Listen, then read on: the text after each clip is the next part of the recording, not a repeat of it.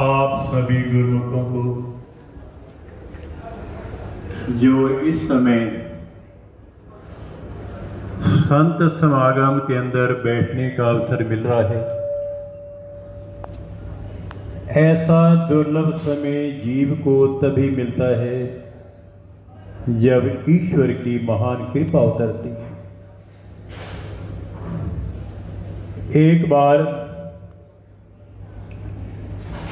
शिवजी महाराज के चरणों में भी पार्वती ने बेनती की कि संसार के अंदर अगर किसी इंसान को कोई लाभ मिल जाता है, चाहे कोई दुनिया का पदार्थ मिल जाए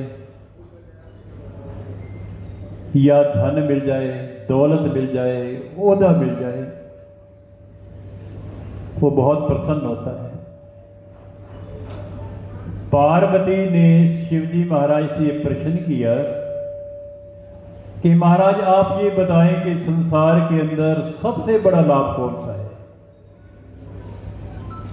तो इसका जवाब शिवजी महाराज ने दिया, फरमाया कि गिरिजा संत समागम सम न लाभ कछुआन,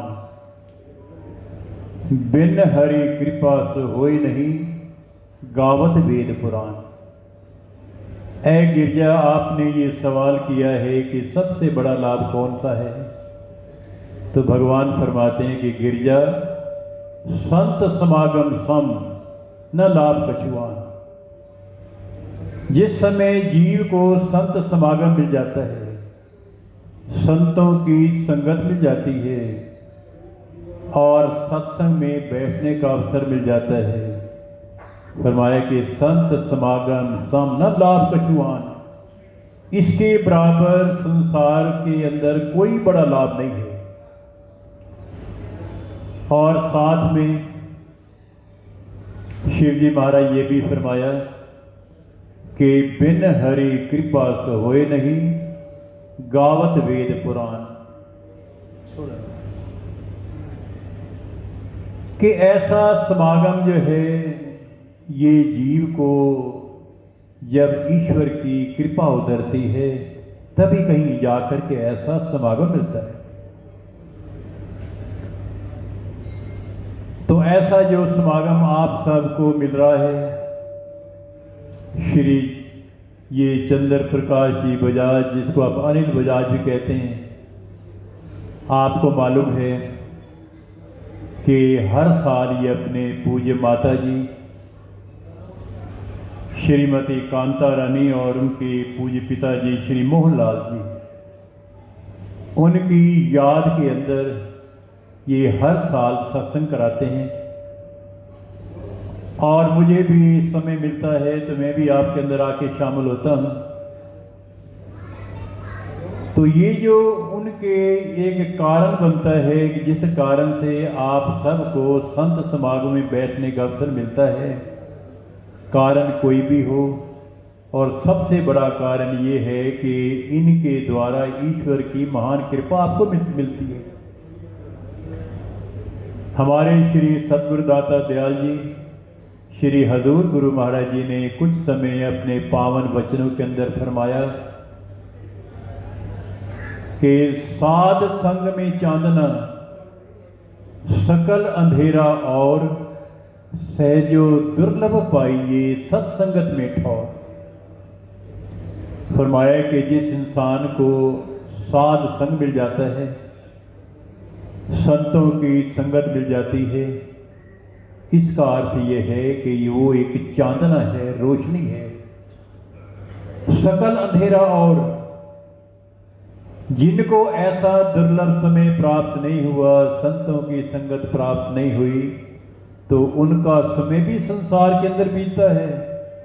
लेकिन फरमाया कि सकल अंधेरा और वो बाकी जितना वो समय अपना व्यतीत कर रहे हैं वो अंधेरे के अंदर कर रहे हैं। और साथ में सहजो दुर्लभ पाइए सत्संगत में ठौर। संत सहजो बाई जी ने अपनी वाणी में वर्णन किया है कि ये दुर्लभ अवसर है, दुर्लभ समय है जब ऐसा समागम प्राप्त हो जाए। एक छोटी कथा आती है। कहते हैं किसी गांव के अंदर कोई एक परिवार रहता था। अपने किसी शादी के उत्सव में उनका ये ख्याल हुआ कि कोई ना कोई समागम किया जाए। अगर इंसान सत्संग के विचारों का है, सत्संगी है, तो वो यही कहेगा चलो भाई संतों को बुला लेते हैं, सत्संग कराते हैं।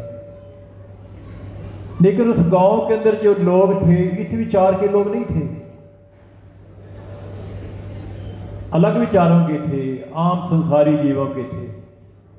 तो सब ने बैठ करके ये विचार विमर्श किया कि इस उपलक्ष्य में क्या समागम किया जाए।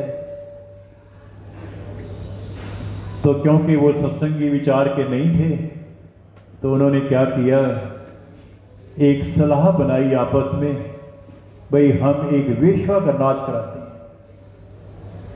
सब ने सहमति प्रदान कर दी। जब सहमति प्रदान कर दी, अगले दिन जब ये प्रोग्राम शुरू हुआ तो लोग एकत्र होने शुरू हो गए। 5, 10, 15, 20, 25 सैकड़ों लोग इकट्ठे हो गए। वेश्या नाच कर रही है। एक संत महात्मा वहां से गुजरे। उन्होंने देखा कि भीड़ इकट्ठी है, वो भी जाकर तो भीड़ में शामिल हो गए। जब शामिल हो गए तो किसी ने महात्मा को टोका कि महात्मा जी आप यहां कैसे आए हो, ये कुछ सत्संग तो नहीं हो रहा है, आपका यहां क्या अर्थ है, आपके आने का कोई मतलब नहीं है। तो संतों ने जवाब दिया कि हमें अच्छी तरह मालूम है कि ये सत्संग नहीं है, यहां वेश्या का नाच हो रहा है। और महात्मा ने वहां एक वचन उच्चारण किया कि परिपूर्ण पाप के कारण से भगवंत कथा न रुचि जिनको, तिन नारी एक मंगाए लही नचावत है दिन को रैन को। जिनके पिछले जन्मों के संस्कार अच्छे नहीं हैं, पाप के संस्कार हैं, उनको सत्संग अच्छा नहीं लगता। परिपूर्ण पाप के कारण से भगवंत कथा न रुचि जिनको, तिन नारी एक मंगाए लही नचावत है दिन को रैन को। मृदंग कहे धिक है धिक है धिक है, मंजीर कहे किनको किनको किनको, तब नारी हाथ उठाए कहे इनको इनको इनको। महात्मा जी कहते हैं इससे हमें शिक्षा मिल रही है। आप ये देख रहे हैं कि वेश्या का नाच हो रहा है, मृदंग बज रहा है, मृदंग कहते तबले को। जब तबला बजता है तो उसकी आवाज आती है धिक है धिक है धिक है। संत जी कहते हैं महात्मा जी कि ये तबला जो बज रहा है ये कह रहा है धिक्कार है धिक्कार है धिक्कार है। मंजीर कहे किनको किनको किनको, मंजीर कहते कैंसियां होती हैं, ये कैंसियों की आवाज आ रही है कि इन लोगों को धिक्कार है। न मंजीर कहते हैं कि किनको धिक्कार है, तब नारी हाथ उठाए कहे इनको इनको इनको। तो वो नारी जो अपना काम कर रही है वो हाथ उठा करके ये कह रही है कि इन लोगों को धिक्कार है कि जिनको मनुष्य जन्म मिला था मालिक की सिमरन के लिए, अपना परलोक सुधारने के लिए, नाम की कमाई करने के लिए, और इन लोगों को धिक्कार है जिन्होंने अपने मकसद को नहीं पहचाना और उनका ये कार्य करा। उनके मुकाबले में देखा जाए तो आप लोग कितने भाग्यशाली हैं। एक फकीर लिखते हैं कि कंचन काया काम स्यों, रातों सब संसार, जो राते गुरु चरण स्यों ते विरले दो ही चार। किसी का धन के साथ प्यार है, किसी का काया के साथ प्यार है, किसी का दौलत के साथ प्यार है, किसी का संबंधियों के साथ प्यार है, लेकिन जो राते गुरु चरण स्यों ते विरले दो ही चार, लेकिन जिनका प्यार जो है संतों के साथ है, सतगुरु के साथ है, तो बताया कि उनकी गिनती जो है 2-4 के बराबर है। 2-4 का मतलब कम के बराबर है। जितने आप यहाँ ये गुरुमुख बैठे हुए हैं, अगर आप किसी ऐसी जगह पर चले जाओ, कोई सिनेमा हॉल, तो वहाँ कितनी गिनती होगी? बेअंत। लेकिन जब ऐसा एक समय आता है, बेशक वो गिनती थोड़ी हो, लेकिन उनके बहुत ही ऊंचे भाग हैं, बहुत ही ऊंचे भाग हैं जिनको ऐसा दुर्लभ समय प्राप्त हो जाता है। संसार के अंदर ये देखा जाता है कि देखते हैं हर कोई इंसान कहता है भी मैं भी भक्ति कर रहा हूँ, कोई देवी देवता की पूजा करता है, कोई व्रत रखता है, कोई जप करता है, कोई तप करता है, कोई संयम करता है, और क्या विचार होता है कि हम भक्ति के रास्ते पर चल रहे हैं।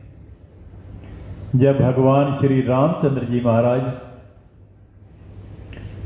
वनों के अंदर भ्रमण कर रहे थे, तो बड़े बड़े ऋषि मुनि योगी तपस्वी वन के अंदर रहते थे, जिनको अपने तप का अभिमान था।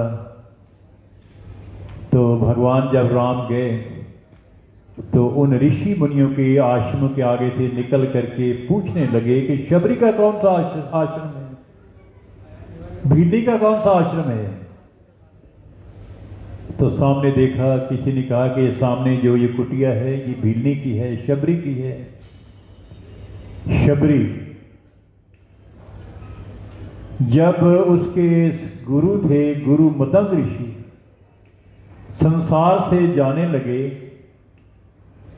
तो उसने, शबरी ने अपने गुरु के चरणों में विनय की कि भगवान आप संसार से जा रहे हैं, मेरा कौन सा ही होगा। तो गुरु मतंग ऋषि ने जवाब दिया कि शबरी तू बहुत भाग्यशाली है, 12,000 साल भगवान जो है यहाँ वनों में आएंगे और तेरी कुटिया पर आके तुझे स्वयं दर्शन देंगे। भीड़ ने इंतजार करती रही। समय बीता गया। रोज जो है वन में जाती थी, बेर तोड़ करके लाती थी भगवान को भोग लगवाने के लिए, और उन बेरों को मुख से चखती थी भी कहीं खट्टा बेर ना हो। हार रोज बना करके लाती थी, इंतजार करती रही। 12,000 साल बीतने के पश्चात जब भगवान वहां पर आए और भीलनी की कुटिया पर पहुंचे, तो भील ने आके जब दर्शन किए तो गुरु मतंग ऋषि के वचन याद आ गए। वहां भीलनी ने क्या एक शब्द कहा कि मैं ऊंचियां भागा वाली अज राम मेरे घर आए। मैं ऊंचे भाग में, जो भगवान मुझे खुद दर्शन देने के लिए आए। भगवान श्री रामचंद्र जी महाराज ने भीलनी को 9 प्रकार की भक्ति का व्याख्यान किया है।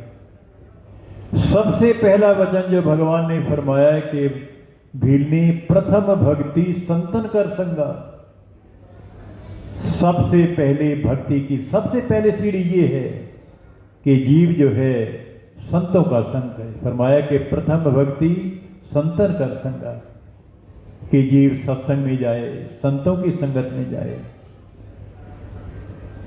और कई लोग जो है ये संतों के पास कई नहीं भी जाते, भाई सत्संग में कहीं ऐसा ना हो भाई महात्मा जी या बाई जी हमारे सिर के ऊपर कोई ऐसा बोझ रख दें जो हम उसको उठा ना सकें, और कहीं ऐसा ना हो उपदेश कर दें कि संसार को छोड़ दो, संसार का धंधा नहीं करो। नहीं नहीं नहीं नहीं।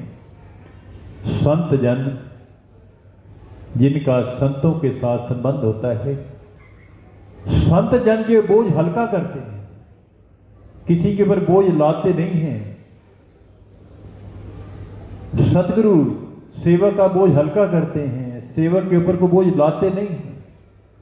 और ना ये उपदेश करते हैं कि आप संसार में ना रहो, संसार के काम काज ना करो। संसार के काम काज भी करो, संसार का धंधा करो, लेकिन जो आपका असली कार्य है, जिसके लिए कुदरत ने भेजा है, वो काम ना नहीं भूल जाओ। वो कौन सा काम है? गुरबाणी के अंदर भी महापुरुषों ने फरमाया है कि भरी प्राप्त मानुक देवरिया, गोबिंद मिलन की एह तेरी बरिया। अवर काज तेरे किते न काम, मिल साध संगत भज केवल नाम। कि साध संग में जा करके तू नाम की कमाई कर। और ये भी फरमा दिया कि अवर काज तेरे किते न काम, इस काम को छोड़ करके बाकी तो जितने भी संसार के अंदर काम कर रहा है वो तेरे किसी देखे में नहीं है, असली कार्य यही है।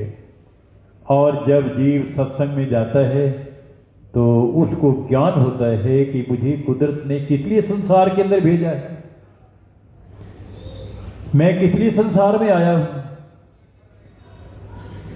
आम तौर पर आप इसी संसार में किसी अपने मित्र के पास जाओ, दोस्त के पास जाओ, संबंधी के पास जाओ, तो आप जा करके पूछेंगे भाई तुम्हारा परिवार कैसे है, तुम्हारा कारोबार कैसे है, सारी बातें पूछेंगे। लेकिन अगर कोई आपके घर कोई संत जन आते हैं तो वो क्या पूछेंगे?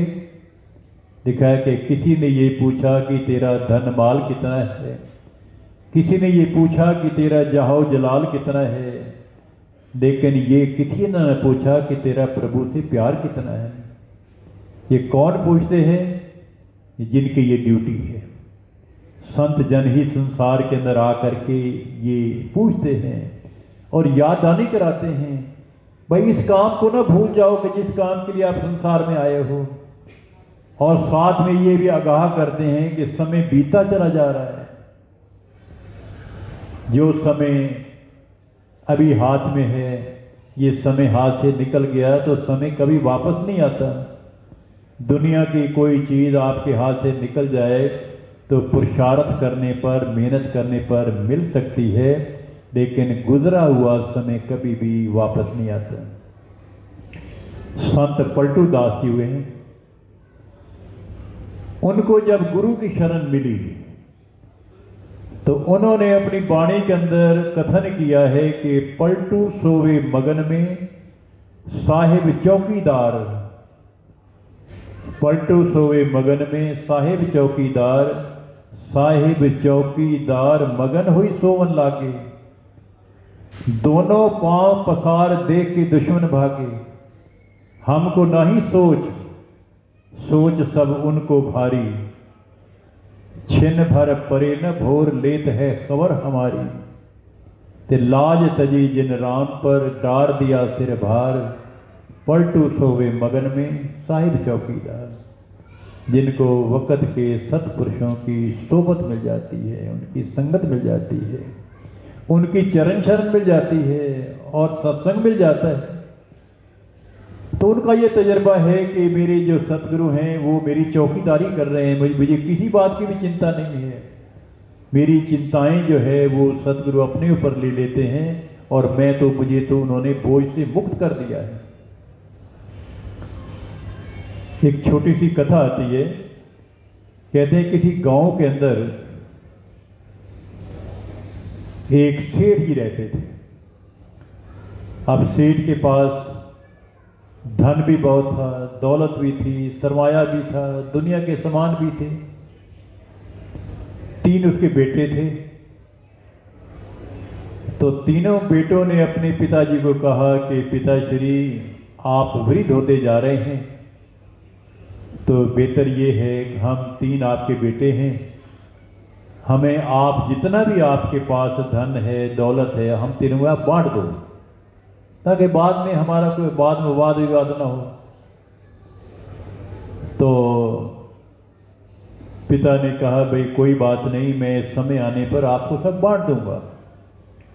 जब बार बार उन्होंने आग्रह किया तो सेठ जी ने कहा भाई ऐसा है, आप मुझे इसके बाद दोबारा मत कहना, मैं जब संसार से जाऊंगा तो जाने से पहले एक मैं वसीयतनामा लिख करके जाऊंगा।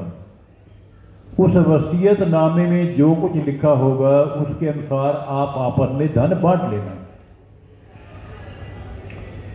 समय आया, सेठ जी संसार से चल बसे। तो तीनों बेटे थे, वो सोचने लगे भाई पिताश्री ने बोला था कि हम वसीयतनामा लिख करके जाएंगे, अब वसीयतनामा ढूंढो, वसीयतनामा कहाँ पर है। ढूंढने पर को मिल भी गया।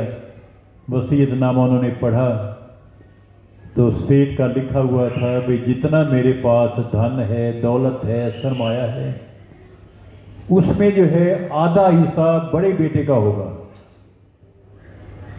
और चौथा हिस्सा दूसरे बेटे का होगा और पांचवा हिस्सा तीसरे बेटे का होगा। तो जितनी भी जायदाद थी उन सब ने आपस में बांट ली। भाई जो कोई धन था, माल था, सरमाया था, जायदाद थी, सब कुछ बट गया। बाद में बच गया ये कि सेठ के पास 19 हाथी भी थे। जब 19 हाथी की बात सामने आई तो सोचने लगे भाई 19 हाथी हैं। अब पिताजी ने लिखा है कि आधा बड़े को, दूसरे को चौथा हिस्सा, तीसरे को पांचवा हिस्सा। अब 19 हाथी को कैसे करें? न इसका आधा हिस्सा हो सकता है, न चौथा हिस्सा हो सकता है, न पांचवा हिस्सा हो सकता है। बड़े परेशान हो गए, ये करें तो क्या करें। आखिर सोचा भाई किसी महात्मा जी के पास चलते हैं, शायद महात्मा जी हमारी कोई समस्या का हल कर दें, हमारा ये बोझ हल्का कर दें। तो एक महात्मा की कुटिया पर गए कि महात्मा जी एक समस्या हमारे सामने है, आप उसको हल करो। तो महात्मा ने पूछा भी क्या समस्या है? कि हमारे पिताश्री शरीर छोड़ गए हैं और उन्होंने ये वसीयतनामा लिखा है कि बड़े बेटे को आधा हिस्सा, दूसरे को चौथा, तीसरे को पांचवा। हमने जायदाद सरमाया तो बांट लिया है। अब हमारे पास 19 साथी हैं, उनको कैसे करें? उनका आधा भी नहीं हो सकता, चौथाई भी नहीं हो सकता, पांचवा हिस्सा नहीं हो सकता। तो संतों ने कहा कोई बात नहीं, हम आपका मसला हल करते हैं। संत जी कहने लगे भाई ऐसा है, कल कोई एक प्रेमी हमारे पास आया था और हमारी कुटिया पर एक हाथी दे गया था। एक हाथी तुम ले जाओ। तो कितने हाथी हो गए? 19 के भाई एक मिला दिया तो 20 हो गए ना भाई। 20 हाथी आपके पास हो गए। अब आप इसका आधा भी कर सकते हो, चौथाई भी कर सकते हो, पांचवा हिस्सा भी कर सकते हो। पहले तो उन्होंने क्या किया, 20 हाथी लेकर के बड़े के नाम लिखा था आधा, तो 20 का आधा 10 हाथी उसके दे दिए। और दूसरे का नाम लिखा था चौथाई। चौथाई का मतलब है कि 5 हाथी उसके हो गए।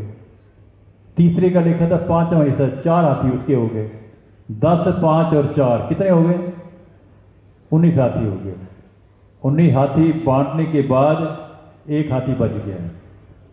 कहने लगे भाई महात्मा ने हमारा मसला हल कर ही दिया है, अब एक हाथी महात्मा को जाके वापस करा दें।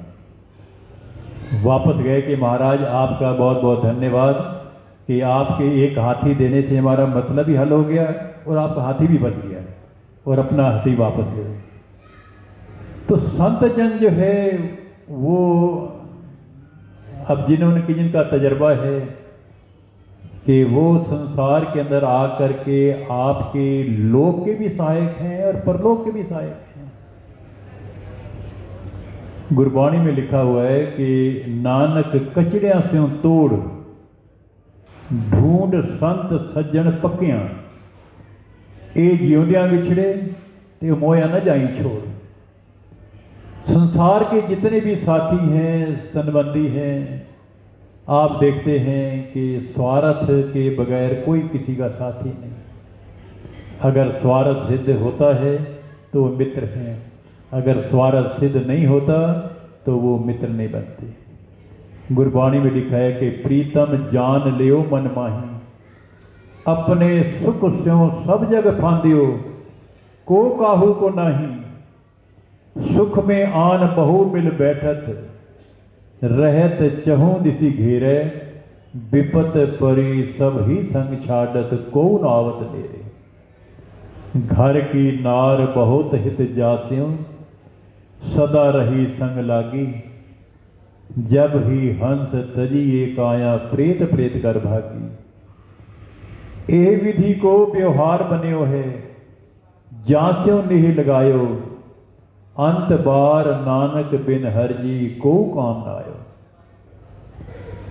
संसार के ये साथी हैं, ये मित्र हैं, लेकिन सच्चे जो आपके साथी हैं, सच्चे मित्र हैं, वो केवल केवल वक्त के सतगुरु और संत जन हैं, जो आपके लोक में भी साई रहेंगे, परलोक में भी साई रहेंगे। तो उनसे हमें नाता जोड़ना है। आप संसार में रहो, संसार के धंधे करो, लेकिन असली काम को ना भूल जाओ। केवल केवल संत यही याद कराते हैं। हमारे श्री हजूर श्री सतगुरु दाता दयाल जी महाराज जी, पहले तो जब ये कुछ दिन पहले की बात है, हमारे श्री सतगुरुदेव महाराज जी ने वहाँ पर श्री प्रयाग धाम के अंदर विराजमान थे। तो वहाँ पर मैंने बेनती की कि स्वामी जी, एक भगत जी रहते हैं दिल्ली के अंदर और हर साल वो सत्संग कराते हैं, अगर आपकी आज्ञा हो तो मैं एक दिन के लिए जा सकता हूँ दिल्ली। तो उन्होंने फरमाया कि आप रुको, अभी हम शाम को आपको जवाब देंगे।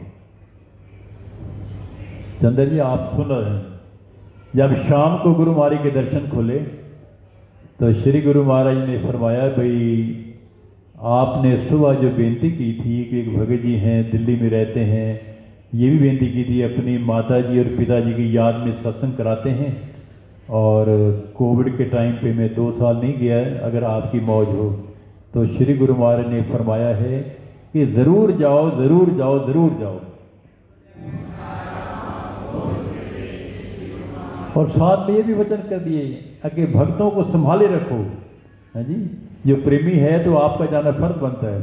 और साथ में फरमाया जाना एक दिन के लिए, और साथ में ये भी फरमाया जो मैंने आपको पहले से बताना चाहिए था कि श्री गुरु ने ये भी फरमाया कि वहाँ आप जाओगे, सत्संग होगा, जो भी गुरुमुख प्रेमी वहाँ आए हुए होंगे, सबको हमारी तरफ से शुभ आशीर्वाद भी साथ साथ है।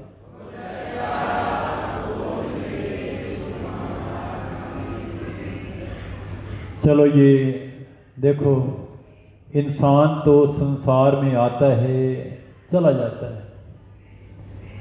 ये कुदरत ने ऐसा एक कानून बनाया है कि चाहे कोई राजा है, चाहे रंक है, चाहे साधु है, चाहे गृहस्थी है, चाहे छोटा है, बड़ा है, जो भी संसार में आया उसने एक दिन जाना ही है।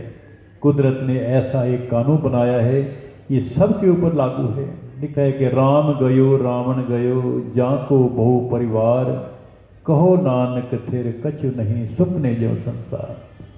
संतों ने इसको सुपना कहा है, कई संतों ने इसको बाजार कहा है, कई संतों ने इसको मुसाफिर खाना कहा है। लेकिन जो इंसान संसार के अंदर आ करके वो काम करके जाता है जिस काम के लिए कुदरत ने भेजा था, उसका परिणाम कुछ और होता है। लिखा है इंसान आता है, आके चला जाता है जिंदाए जावेद वही नेक अंजाम, जो दुनिया में आके कुछ काम भी कर जाता है। लेकिन जो इंसान दुनिया में आ करके काम करके जाता है, जो काम कुदरत ने भेजा था जिस काम के लिए, वो शरीर करके बेशक अलग हो जाते हैं, लेकिन उनकी याद जो है और कमाई हमेशा के लिए अमर रहती है।